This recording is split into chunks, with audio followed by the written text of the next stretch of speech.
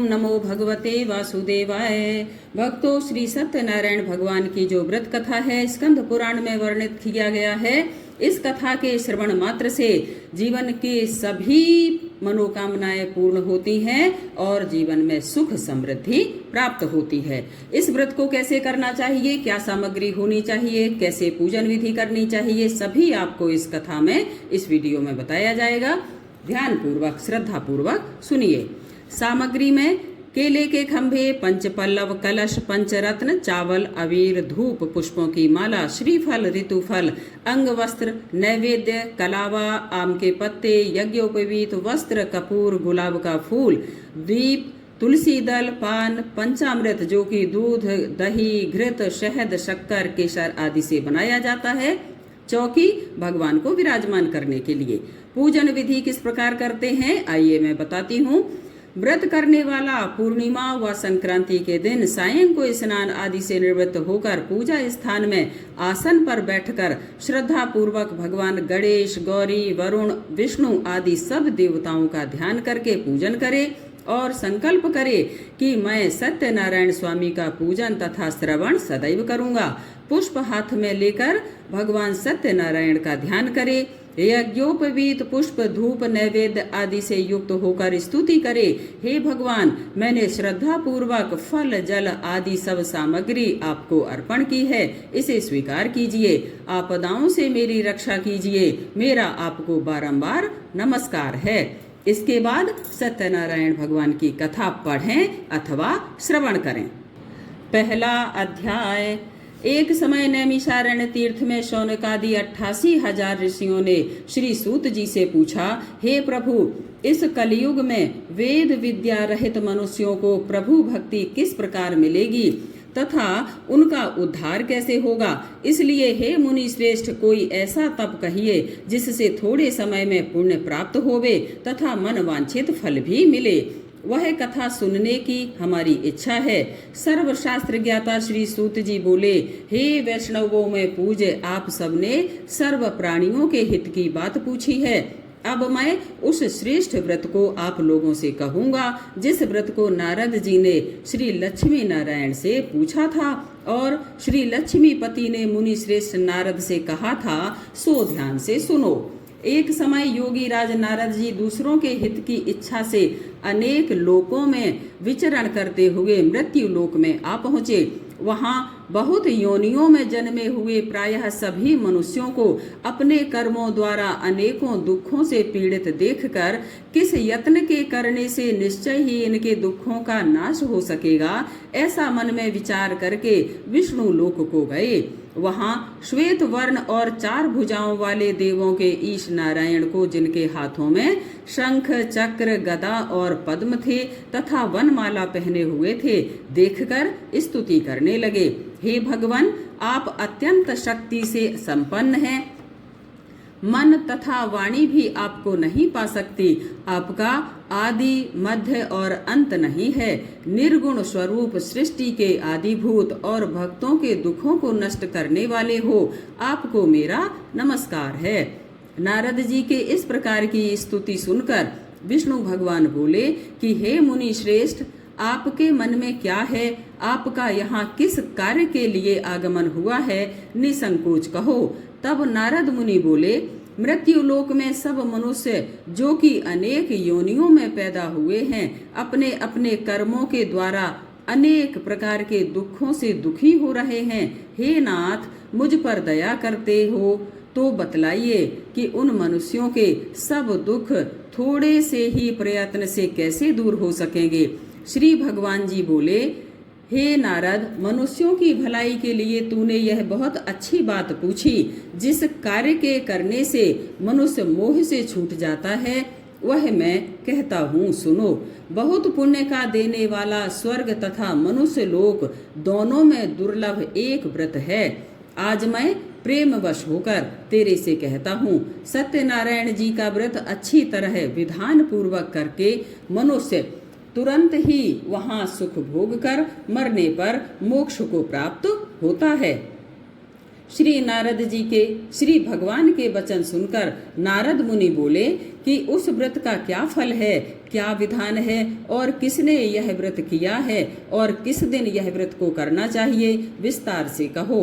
भगवान बोले, दुख शोक आदि को दूर करने वाला, धन धान्य को बढ़ाने वाला, सौभाग्य तथा संतान को देने वाला, सब स्थानों पर विजयी करने वाला, भक्ति और श्रद्धा के साथ किसी भी दिन मनुष्य श्री सत्यनारायण की शाम के समय ब्राह्मणों और बंधुओं के साथ धर्म पारायण होकर पूजा करे, भक्ति भाव से सवाया दे, नैवेद्य केले का फल, घी, दूध और गेहूं का चूर्ण लेवे, गेहूं के अभाव में साठी का चूर्ण, शक्कर तथा गुड़ लेवे और सब भक्षण योग्य पदार्थ जमा करके सवाये पर अर्पण कर देवे, बंधुओं सहित ब्राह्मणों को भोजन कराए और भक्ति के साथ भोजन करे, नृत्य गीत आदि का आचरण कर सत्यनारायण भगवान को स्मरण करके समस्त समय व्यतीत करे।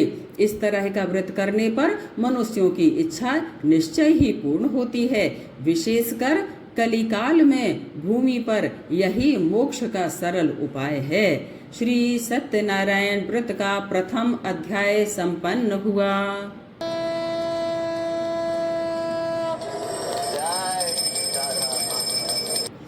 दूसरा अध्याय। श्री सूत जी बोले, हे ऋषियों, जिसने पहले समय में इस व्रत को किया है उसका इतिहास कहता हूँ, ध्यान से सुनो। सुंदर काशीपुरी नगरी में एक अति निर्धन ब्राह्मण रहता था। वह भूख और प्यास से बेचैन हुआ नित्य ही पृथ्वी पर घूमता था। ब्राह्मणों को प्रेम करने वाले भगवान ने ब्राह्मण को दुखी देखकर बूढ़े ब्राह्मण का रूप धर के उसके पास जाकर आदर के साथ पूछा, हे विप्रवर, नित्य दुखी हुआ पृथ्वी पर क्यों घूमता है? हे श्रेष्ठ ब्राह्मण, यह सब मुझसे कहो, मैं सुनना चाहता हूँ। ब्राह्मण बोला, मैं बहुत निर्धन ब्राह्मण हूँ, भिक्षा के लिए पृथ्वी पर फिरता हूँ। हे भगवान, यदि आप इसका उपाय जानते हो तो कृपा करके कहो। वृद्ध ब्राह्मण बोला कि सत्यनारायण भगवान मन वांछित फलों को देने वाले हैं, इसलिए हे ब्राह्मण, तू उनका पूजन कर, जिसके करने से मनुष्य सब दुखों से मुक्त होता है। ब्राह्मण को सारा व्रत का विधान बतलाकर बूढ़े ब्राह्मण का रूप धारण करने वाले सत्यनारायण भगवान अंतर ध्यान हो गए। जिस व्रत को वृद्ध ब्राह्मण ने बतलाया है मैं उसको करूंगा, ऐसा निश्चय करने पर उसे रात में नींद भी नहीं आई। वह सवेरे ही उठा, सत्यनारायण के व्रत का निश्चय कर भिक्षा के लिए चला। उस दिन उसको भिक्षा में बहुत धन मिला, जिससे बंधु बांधवों के साथ उसने सत्यनारायण का व्रत किया। इसके करने से वह ब्राह्मण सब दुखों से छूटकर अनेक प्रकार की संपत्तियों से युक्त हुआ। उस समय से वह ब्राह्मण हर मास व्रत करने लगा। इस तरह सत्यनारायण भगवान के इस व्रत को जो करेगा वह सब पापों से छूटकर मोक्ष को प्राप्त होगा। आगे जो पृथ्वी पर सत्यनारायण का व्रत करेगा वह मनुष्य सब दुखों से छूट जाएगा। इस तरह नारद जी ने नारायण का कहा हुआ यह व्रत तुमसे कहा। हे विप्रो, मैं अब और क्या कहूँ? ऋषि बोले, हे मुनीश्वर, संसार में इस ब्राह्मण से सुनकर किस किसने इस व्रत को किया, हम वह सब सुनना चाहते हैं। इसके लिए हमारे मन में श्रद्धा है। सूत जी बोले, हे मुनियों, जिसने इस व्रत को किया है वह सब सुनो। एक समय वह ब्राह्मण धन और ऐश्वर्य के अनुसार बंधु बांधवों के साथ व्रत करने को तैयार हुआ। उसी समय एक लकड़ी बेचने वाला बूढ़ा आया और बाहर लकड़ियों को रखकर ब्राह्मण के मकान में गया। प्यास से दुखी लकड़हारा उनको व्रत करते देखकर ब्राह्मण को नमस्कार कर कहने लगा, आप यह क्या कर रहे हैं और इसके करने से क्या फल मिलता है? कृपा करके मुझसे भी कहो। ब्राह्मण ने कहा, सभी मनोकामनाओं को पूरा करने वाला यह सत्यनारायण भगवान का व्रत है। इसकी ही कृपा से मेरे यहाँ धन धान्य आदि की वृद्धि हुई है। ब्राह्मण के इस व्रत के बारे में जानकर लकड़हारा बहुत प्रसन्न हुआ। चरणामृत लेकर और प्रसाद खाने के बाद अपने घर को गया। लकड़हारे के मन में इस प्रकार का संकल्प लिया कि आज ग्राम में लकड़ी बेचने से जो धन मुझे मिलेगा इसी से सत्यनारायण देव का उत्तम व्रत करूंगा। यह मन में विचार कर वह बूढ़ा लकड़हारा लकड़ियां अपने सिर पर रखकर जिस नगर में धनवान लोग रहते थे वह ऐसे सुंदर नगर में गया। उस रोज वहां पर उसे उन लकड़ियों के दाम पहले दिनों से चौगुना मिले। तब वह बूढ़ा लकड़हारा दाम ले और अति प्रसन्न होकर पक्के केले की फली, शक्कर, घी, दूध और दही, गेहूं का चूर्ण आदि सत्यनारायण भगवान के व्रत की कुल सामग्रियों को लेकर अपने घर गया। फिर उसने सब भाइयों बांधवों को बुलाकर विधि के साथ भगवान जी का पूजन और व्रत किया। उस व्रत के प्रभाव से बूढ़ा लकड़हारा धन, पुत्र आदि से युक्त हुआ और संसार के समस्त सुख भोग कर वैकुंठ को पधार गया। श्री सत्यनारायण व्रत कथा का द्वितीय अध्याय संपन्न हुआ।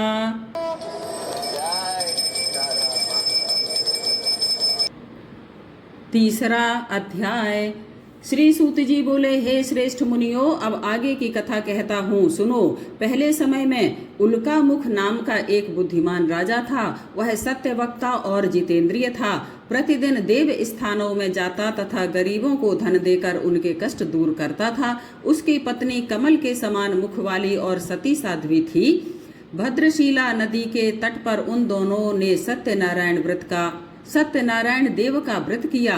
उस समय में वहां एक साधु वैश्य आया। उसके पास व्यापार के लिए बहुत सा धन था।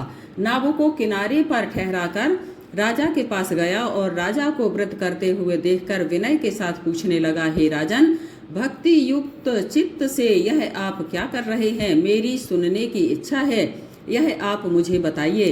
राजा बोला, हे साधु, अपने बांधवों के साथ पुत्र आदि की प्राप्ति के लिए यह महाशक्तिवान सत्यनारायण भगवान का व्रत व पूजन किया जा रहा है।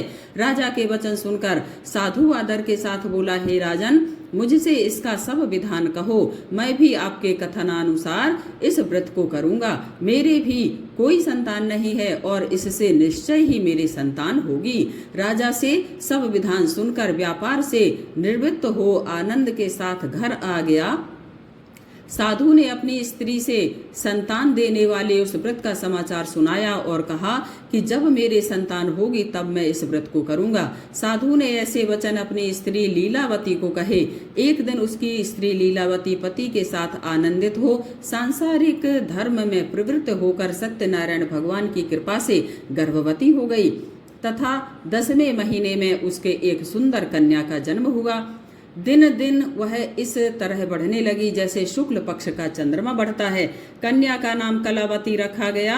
तब लीलावती ने मीठे शब्दों में अपने पति से कहा कि आपने जो संकल्प किया हुआ था कि भगवान का व्रत करूंगा, अब आप उसे करिए। साधु बोला, हे विप्रे, इसके विवाह पर करूंगा। अपनी पत्नी को आश्वासन दे वह नगर को गया। कलावती पितृगृह में वृद्धि को प्राप्त हो गई। साधु ने जब नगर में सखियों के साथ अपनी पुत्री को देखा तो तुरंत ही दूत बुलाकर कहा कि पुत्री के वास्ते कोई सुयोग वर देख कर लाओ। साधु की आज्ञा पाकर दूत कंचन नगर पहुंचा और वहां पर बड़ी खोज कर और देखभाल कर लड़की के वास्ते सुयोग वणिक पुत्र को ले आया। उस सुयोग लड़के को देखकर साधु ने अपने भाई बांधवों सहित प्रसन्न चित्त होकर अपनी पुत्री का विवाह उसके साथ कर दिया, किंतु दुर्भाग्य से विवाह के समय ही उस व्रत को करना भूल गया। तब श्री भगवान क्रोधित हो गए और श्राप दिया कि मैं तुम्हें दारुण दुख प्रदान करता हूँ।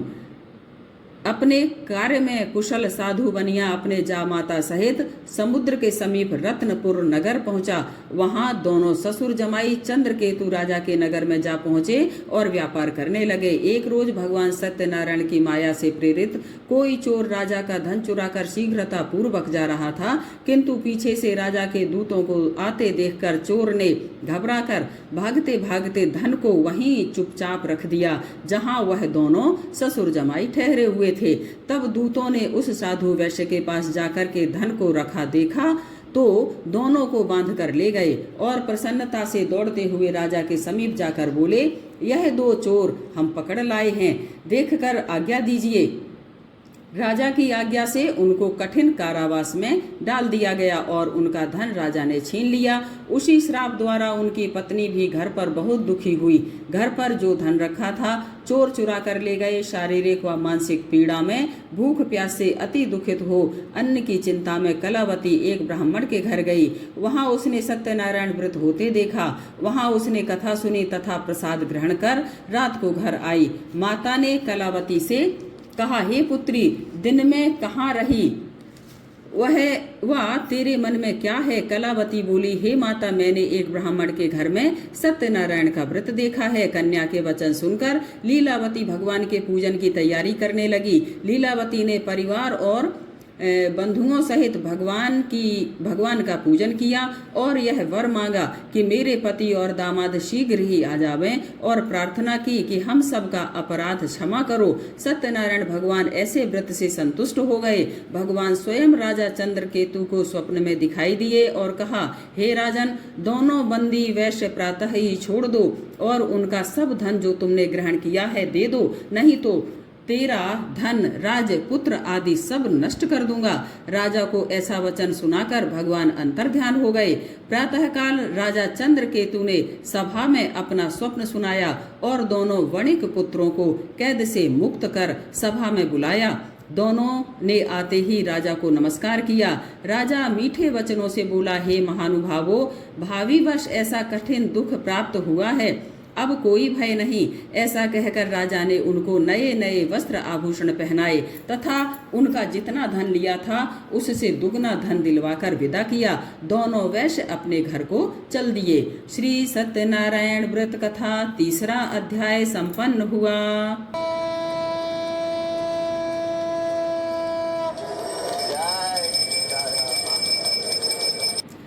चौथा अध्याय। श्री सूत जी बोले, वैश्य ने मंगलाचार करके यात्रा आरंभ की और अपने नगर को चला। उनके थोड़ी दूर पहुंचने पर दंडी वेशधारी सत्यनारायण ने उनसे पूछा, हे साधु, तेरी नाव में क्या है? अभिमानी वणिक हंसता हुआ बोला, हे दंडी, आप क्यों पूछते हो?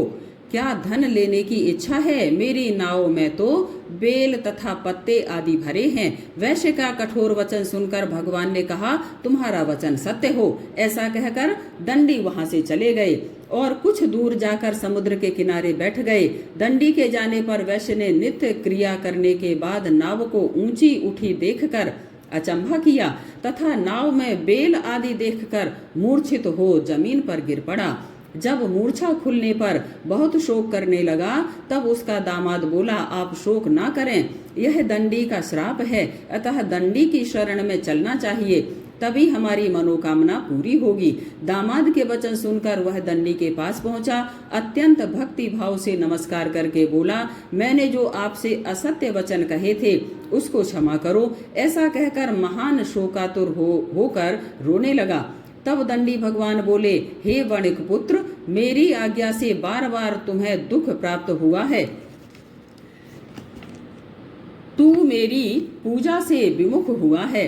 साधु बोला, हे भगवान, आपकी माया से मोहित ब्रह्मा आदि भी आपके रूप को नहीं जानते, तब मैं अज्ञानी कैसे जान सकता हूँ? आप प्रसन्न होइए, मैं सामर्थ्य के अनुसार आपकी पूजा करूँगा। मेरी रक्षा करो और पहले के समान नौका में धन भर दो। उसके अभियुक्त वचन सुनकर भगवान प्रसन्न हो गए। उसकी इच्छा अनुसार वरदान देकर अंतर्ध्यान हो गए। तब उन्होंने नाव पर आकर देखा कि नाव धन धान्य से परिपूर्ण है। फिर वह भगवान सत्यदेव का पूजन कर साथियों सहित अपने नगर को चला। जब अपने नगर के निकट पहुंचा तब दूत को घर भेजा। दूत ने साधु के घर जाकर उसकी स्त्री को नमस्कार कहा कि हे सेठ जी अपने दामाद सहित इस नगर के समीप आ गए हैं। ऐसा वचन सुनकर सती ने बड़े हर्ष के साथ सत्यदेव का पूजन कर पुत्री से कहा, मैं अपने पति के दर्शन को जाती हूँ, तू कार्य पूर्ण करके शीघ्र आना। माता के वचन सुनकर कलावती प्रसाद छोड़कर पति के पास गई। प्रसाद की अवज्ञा के कारण सत्यदेव रुष्ट हो हो गए। उसके पति को नाव सहित पानी में डुबो दिया। कलावती अपने पति को ना देखकर रोती हुई जमीन पर गिर गई। इस तरह नौका को डूबा हुआ तथा कन्या को रोता देख साधु दुखित होकर बोला, हे प्रभु, मुझसे या मेरे परिवार से जो भूल हुई हो उसे क्षमा करो। उसके दीन वचन सुनकर सत्यदेव प्रसन्न हो गए और आकाशवाणी हुई, साधु, तेरी कन्या मेरे प्रसाद को छोड़कर आई है, इसलिए इसका पति अदृश्य हुआ है। यदि वह घर जाकर प्रसाद खाकर लौटे तो इसे पति अवश्य मिलेगा। आकाशवाणी से ऐसा सुनकर कलावती ने घर पहुंचकर प्रसाद खाया। फिर उसने आकर अपने पति के दर्शन किए। तब वैश्य परिवार के सब लोग प्रसन्न हुए और फिर साधु ने बांधवों सहित सत्यदेव का विधि पूर्वक पूजन किया। उस दिन से हर पूर्णिमा व संक्रांति को सत्यनारायण का पूजन करने लगा। व्रत के प्रभाव से आयु पर्यंत इस लोक का सुख भोग कर अंत में वह स्वर्ग को चला गया। श्री सत्यनारायण व्रत कथा का 4th अध्याय संपन्न हुआ।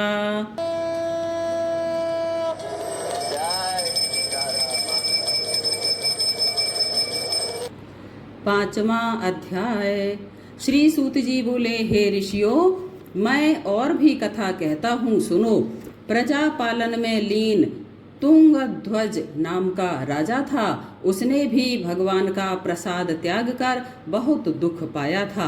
एक समय वन में जाकर पशुओं को मारकर बड़ के पेड़ के नीचे आया। उसने भक्ति भाव से ग्वालों को बांधवों सहित सत्यनारायण का पूजन करते देखा। राजा देखकर भी अभिमानवश ना वहां गया और ना ही नमस्कार किया। सब ग्वालों ने भगवान का प्रसाद उसके सामने रखा तो वह प्रसाद को त्याग कर अपनी सुंदर नगरी को चला गया। वहां उसने अपना सब कुछ नष्ट पाया तो वह जान गया कि यह सब कुछ भगवान ने किया है। तब वह विश्वास कर ग्वालों के समीप गया और विधि पूर्वक पूजन कर प्रसाद खाया तो सत्यदेव की कृपा से सब जैसा था वैसा ही हो गया। सुख भोग कर मरने पर स्वर्ग लोक को गया। जो मनुष्य इस परम दुर्लभ व्रत को करेगा, भगवान की कृपा से उसे धन धान्य की प्राप्ति होगी। निर्धन भी धनी होता है। बंदी बंधन से मुक्त होकर निर्भय हो जाता है। संतानहीनों को संतान प्राप्ति होती है। सब मनोरथ पूर्ण होकर अंत में वैकुंठ धाम को जाता है। जिन्होंने पहले इस व्रत को किया है उनके दूसरे जन्म की कथा कहता हूँ। वृद्ध शतानंद ब्राह्मण सुदामा का जन्म लेकर मोक्ष को प्राप्त किया। उल्का मुख नाम का राजा दशरथ होकर वैकुंठ को प्राप्त हुआ। साधु नाम के वैश्य ने मोरध्वज बनकर अपने पुत्र को आरे से चीरकर मोक्ष को प्राप्त किया। महाराज तुंगध्वज ने स्वयंभू होकर भगवान के भक्ति युक्त कर्म कर मोक्ष को प्राप्त किया। श्री सत्यनारायण व्रत कथा संपन्न हुई।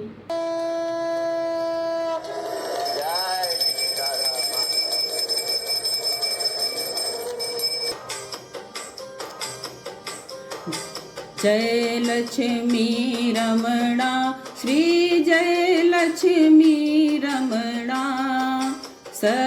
सत्यनारायण स्वामी, सत्यनारायण स्वामी, जनपातक हरणा। ओम जय लक्ष्मी रमणा। रत्न जटित सिंहासन अद्भुत छवि राजे, स्वामी अद्भुत छवि राजे। नारद करत निरंजन घंटा ध्वनि बाजे। ओम जय लक्ष्मी रमणा। प्रकट भये कली कारण, द्विज को दर्श दियो, स्वामी द्विज को दर्श दियो। बूढ़ो ब्राह्मण बन के कंचन महल कियो। ओम जय लक्ष्मी रमणा। दुर्बल भील कराल, जिन पर कृपा करी, स्वामी जिन पर करी। चंद्रचूड़ के राजा जिनकी विपत्ति हरी। ओम जय लक्ष्मी रमणा। वैश्य मनोरथ पायो श्रद्धा तज दीन्ही। स्वामी श्रद्धा तज दीन्ही। सो फल भोग्यो प्रभु जी फिर स्तुति कीन्ही। ओम जय लक्ष्मी रमणा। भक्ति भाव के कारण छिन छिन रूप धर्यो। स्वामी छिन छिन रूप धर्यो। श्रद्धा धारण कीन्ही उनके काज सर्यो। ओम जय लक्ष्मी रमणा। ग्वाल बाल संग राजा वन में भक्ति करी। स्वामी वन में भक्ति करी। मन वांछित फल दीनो दीन दयालु हरि। ओम जय लक्ष्मी रमणा। चढ़त प्रसाद सवायो कदली फल मेवा। स्वामी कदली फल मेवा। धूप दीप तुलसी से राजी सत्य देवा। ओम जय लक्ष्मी रमणा। सत्यनारायण जी की आरती जो कोई गावे। स्वामी जो कोई गावे। भक्त दास सुख संपत्ति मन वांछित फल पावे। ओम जय लक्ष्मी रमणा। ओम जय जगदीश हरे। स्वामी जय जगदीश हरे। भक्त जनों के संकट क्षण में दूर करे।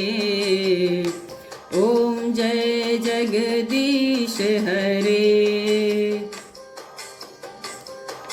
जो ध्यावे फल पावे दुख विनशे मन का। स्वामी दुख विनशे मन का। सुख संपत्ति घर आवे कष्ट मिटे तन का। ओम जय जगदीश हरे। मात पिता तुम मेरे शरण गहूँ किसकी। स्वामी शरण गहूँ किसकी। तुम बिन और न दूजा आस करूं जिसकी। ओम जय जगदीश हरे। तुम पूर्ण परमात्मा तुम अंतर्यामी। स्वामी तुम अंतर्यामी। पार ब्रह्म परमेश्वर तुम सबके स्वामी। ओम जय जगदीश हरे।